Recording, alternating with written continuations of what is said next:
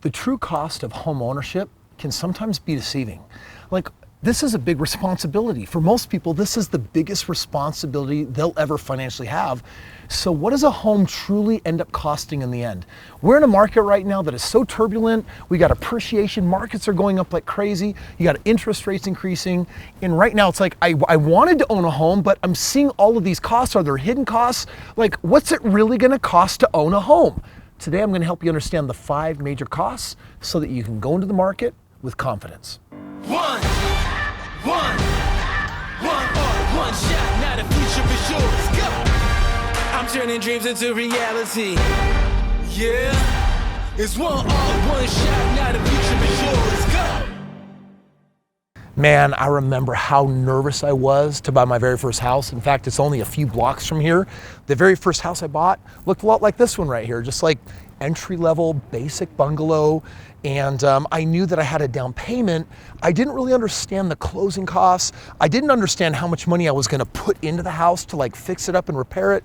So kind of went in on faith, but kind of was also a nervous wreck through the whole process. In hindsight, I wish, frankly, I'd had a video like this where someone could have said, hey, here's what to expect and here's what will help you make sure that you do it the right way. That's what I'm hoping to accomplish for you today. Hey, come here. Take a sniff. You see what I smell here? Ouch. I smell opportunity. Like, as in, things aren't like your ideal looking neighborhood thing, right? But if you buy this thing, you might get a really good deal on it. But what's the real cost of it gonna be? What kind of cleanup is there? Is there some maintenance on this thing? Is it gonna end up costing you more than you thought? For heaven's sakes, people, get a hammer and like pound these things down. Those things are freaking cut myself. Ouch.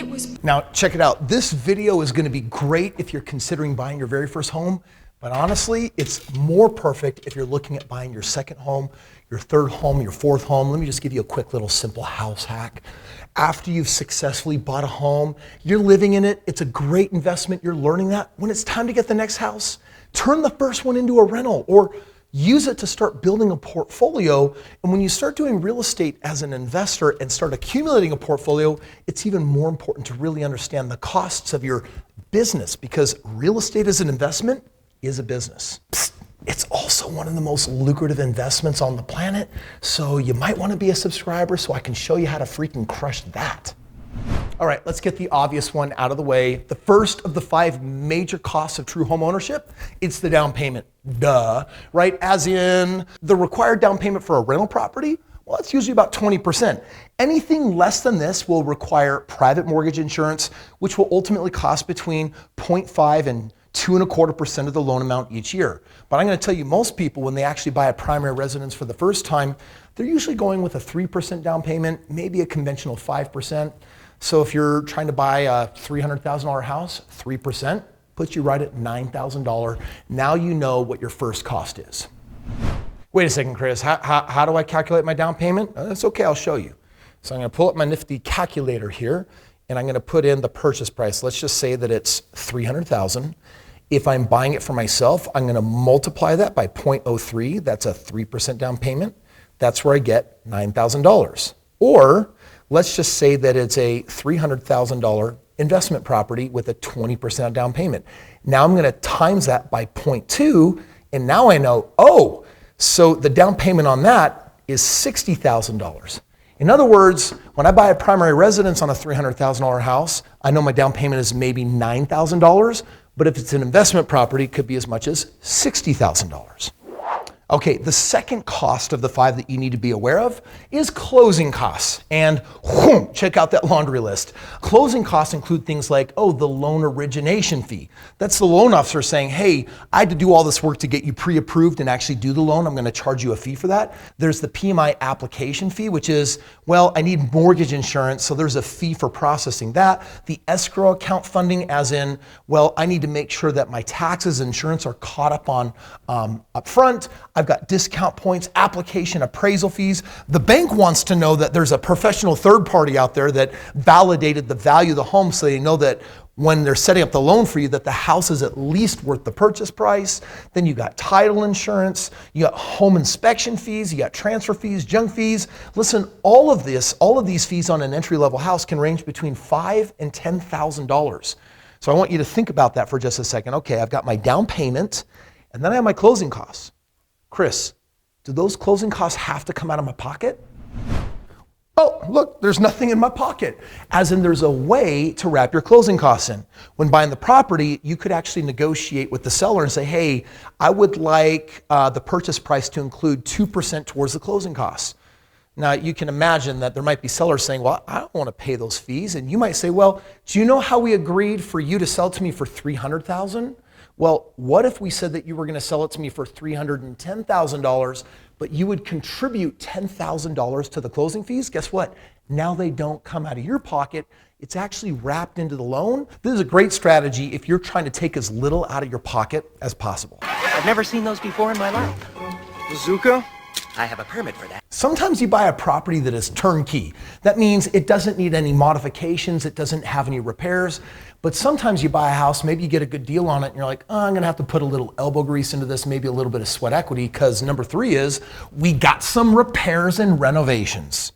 Depending on the condition of the property when you purchase it, this may cost anywhere from nothing up to maybe even tens of thousands of dollars.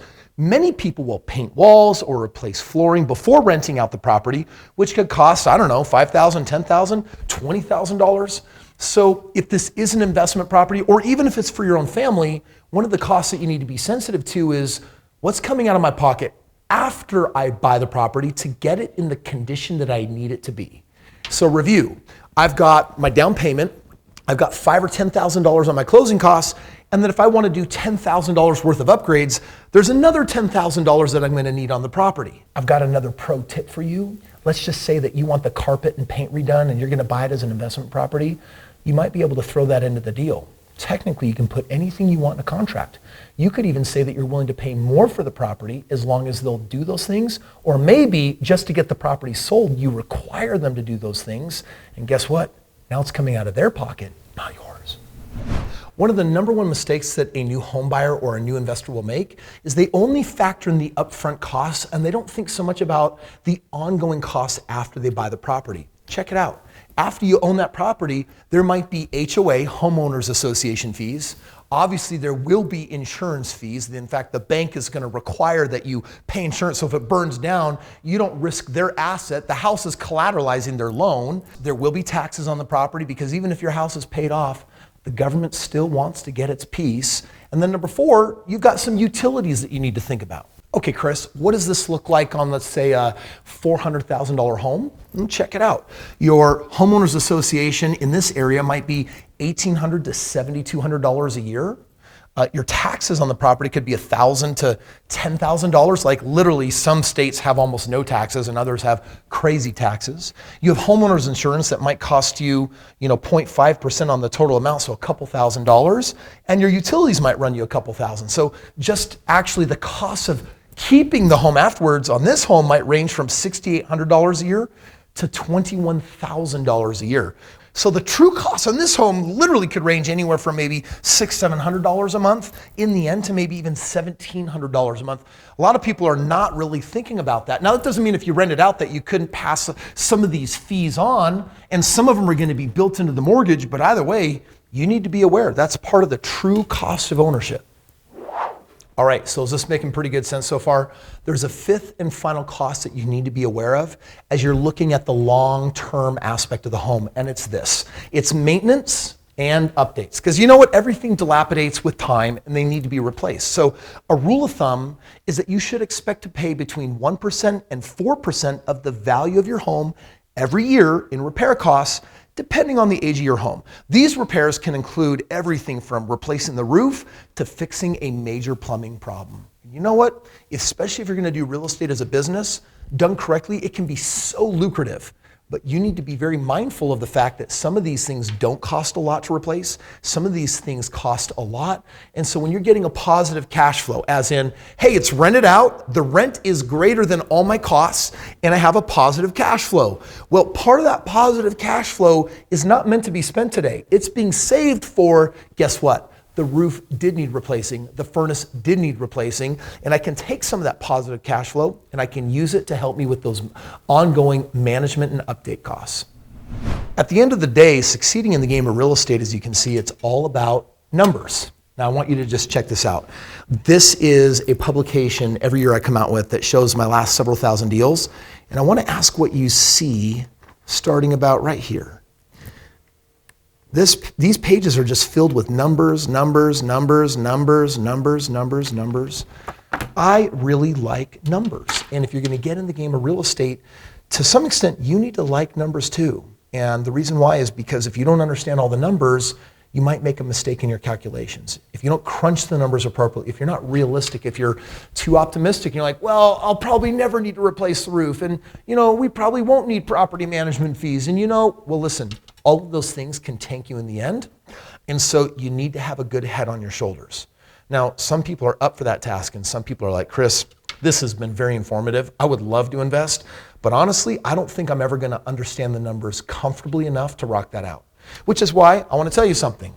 In the link below, not only will I send you a copy of this, but you can talk to me and my team about actually partnering with me. What if I brought a team of 200 experts to the table inside a system where I've already done 6,000 homes worth over $1 billion combined? And what if I ran all the numbers for you?